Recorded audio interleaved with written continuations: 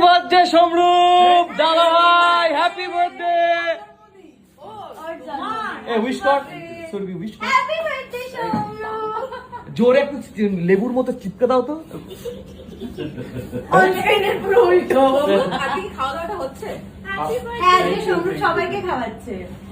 ঈশানী, তোর নিমন্ত্রণ আছে আজকে, নিমন্ত্রণ আছে আজকে তোর জন্মদিনে।